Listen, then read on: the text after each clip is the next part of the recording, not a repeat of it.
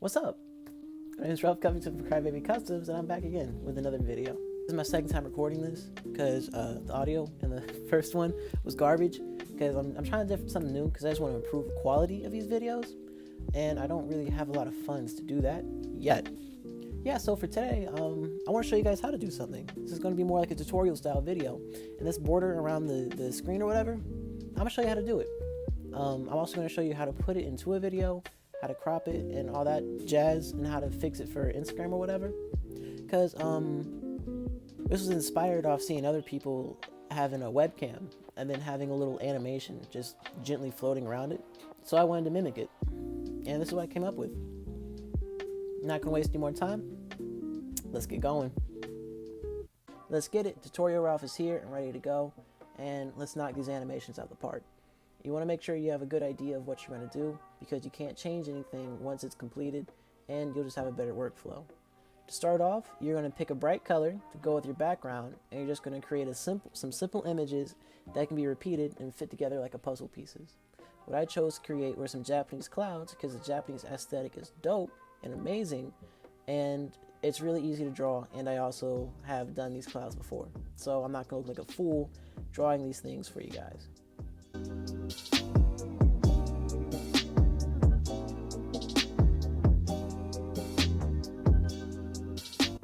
Once you finish the line work, I like to add a thicker line to the outside. You add some line variation, and that just makes it a little bit easier to look at. And when they keep looking at it, they'll notice something a little different.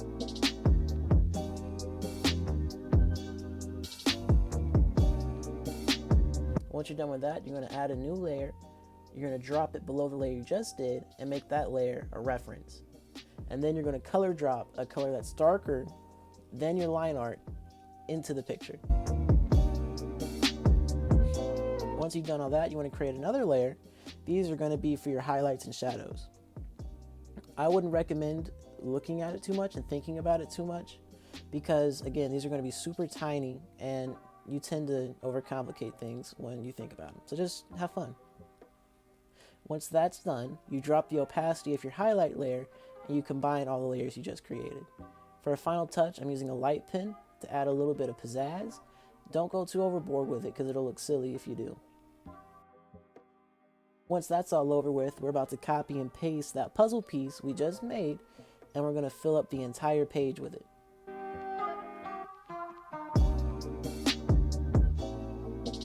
After every time you copy and paste, you want to make sure you go into layers and combine the layers.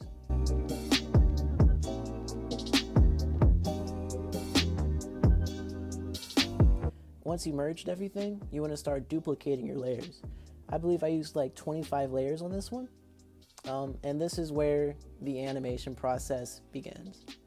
What you're going to do is go to one layer, the layer above the base layer, move it a little bit to the left, and then select the layer above it and move it a little bit more to the left. And eventually you're going to get to the point where you're connected with the beginning. Once you get close to it, you want to leave one gap in between, because that's going to be taken up by the loop. It's going to look like it travels to create a full cycle, so it's endless. Once you've done all your animation, you want to go into your shared layers and export it as an animated GIF. This is for if you want to use it on your phone.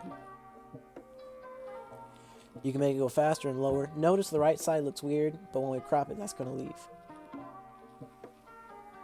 This is iMovie. I'm using iMovie because I'm a small YouTuber and I don't have the money. If you're going to use it in iMovie, you got to save it as an animated PNG animation. And I'm sorry for the notifications on the right. I get rid of them soon. You're going to drop that bad boy down, and as you can see, it looks weird. So what we're going to do is we're going to crop it. You go to the crop tool, you hit crop to fill, and you move that white box to fit what part of the animation you want it to focus on. That way, we get rid of that weird right space without having to animate it and put more work for ourselves. As you can see, the animation is still too short and too fast, so what we're going to do is go to the time button, custom, and you can drop it anywhere from 30 to 40%. I shared it at 90 frames per second, so you can use that as a reference. And now what you're going to do is you're going to copy and paste this multiple times to fit the length of the video you're trying to put it in. keep in mind iMovie is pretty bad when it comes to this. So if it lags, don't worry. Once you export it, it evens out. Now, if you want to use it as a GIF, there's websites, I'll link one in the description, that you can use to crop the GIF for your phone.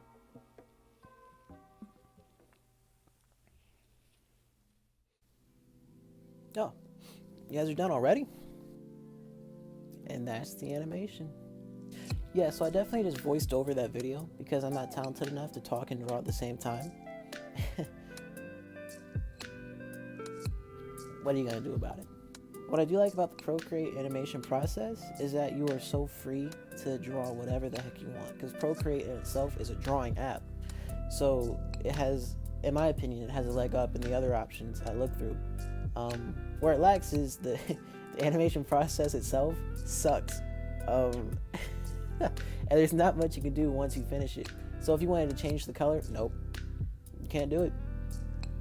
Well, not that I know of, at least. Yeah, and you can also make it fit any aesthetic you want. I've been feeling this kind of pink strawberry shortcake, just sweet, or whatever the heck it is. I don't really know why, because normally I'm like a loafy blue type of dude. But so yeah, if you guys do attempt this, please show me what you got, because you can already see my creativity and the limits of that. I want to see your creativity, whatever the heck you guys can do. And also, if you have anything in particular you want to see me do, please just let me know. I'm learning the importance of time management, so you guys giving me things to do will help me practice that. And on that, thank you guys for watching. I'll see you later. Peace.